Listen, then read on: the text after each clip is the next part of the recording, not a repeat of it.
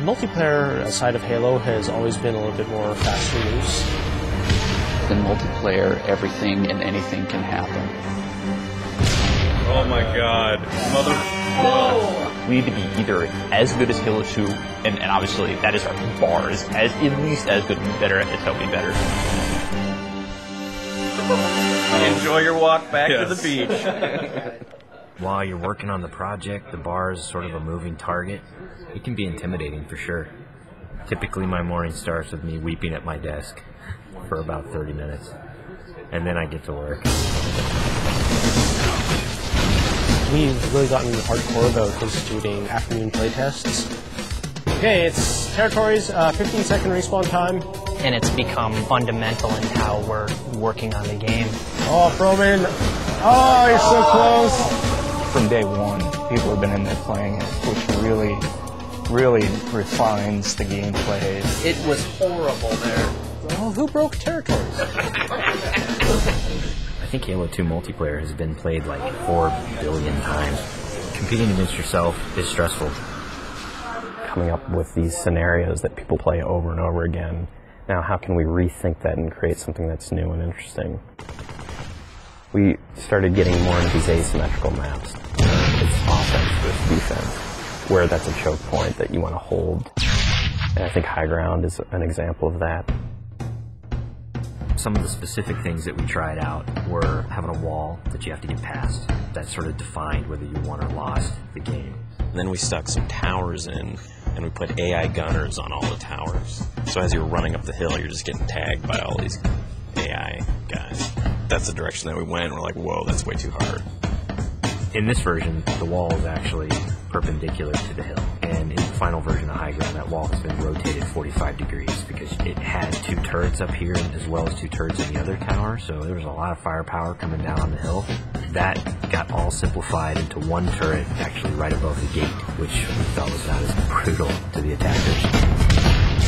It's pretty obvious to us when we start working on these maps that they have to be fun for the 100th and the 200th and the 1000th time. You weren't figuring out the switches in the doors? Yeah, the glows are like you want to walk up and fight. Watching people run through your map challenges a lot of the assumptions you made about it. Like, oh, I think people will use this hill for sniping, and then no one uses it. But then you get great comments like, this map sucks, I hate this spot, I hate you. A lot of the time that we spend on these levels are in the details, making sure that the run to a weapon is equal for different areas, getting the distances right for flag captures. Because we make such an effort to place titled objects in a level, like the waterfall, the bridge, the porta potty, people can say the flag is down by the porta potty. That immediately helps with that social aspect. Shouldn't tell them about the porta potty. One of the things that we talked about in pre-production was player movement, and that's where the man cannon comes from. There's different ways to move the player around the map. In Halo 1 and Halo 2, we had these teleporters. Although it was a great way to get around quickly, it didn't provide as much inherent danger as the man cannon does. There's almost nothing more rewarding than sniping a guy out of the air as he's man cannoning across the map.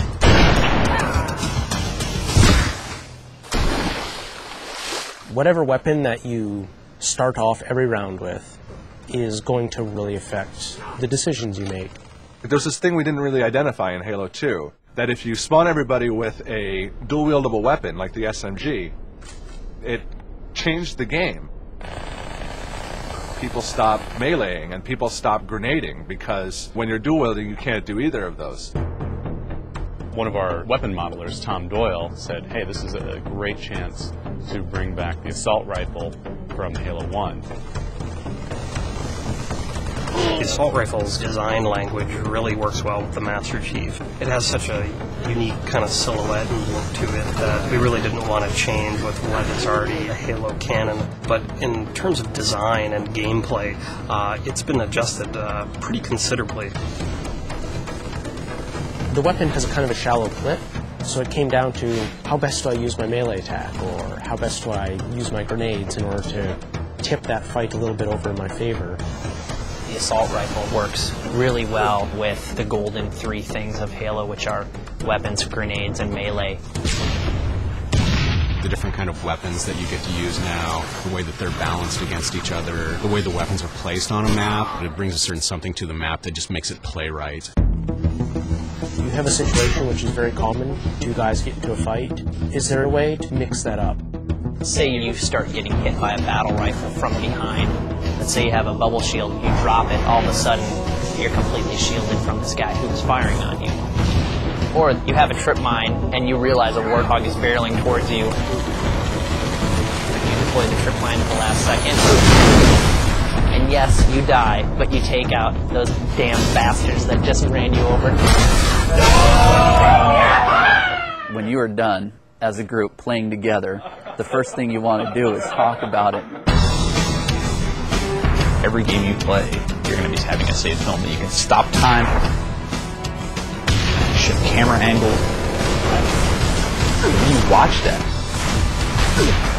Oh, look at that! No sucks! I think being able to share it with your friends makes the smack talk even more powerful, because it's not just, oh, I just shot you in the head from across the map. It's, I just shot you in the head and let's watch it in slow-mo. It's really going to help people improve their play if they can see it from the enemy's perspectives. You'll be able to watch where they go, what weapons they pick up, in what order. We've done a lot of paper, we have all the specs, but there's a significant part of that that's not yet finished. The big challenge ahead of us now is to make sure that we get everything that we can in the game. We're going to be what we're going to be, and we think it's really good, but everybody's expecting it to be really good, so we got to beat those expectations somehow. That's what makes me cry at my desk.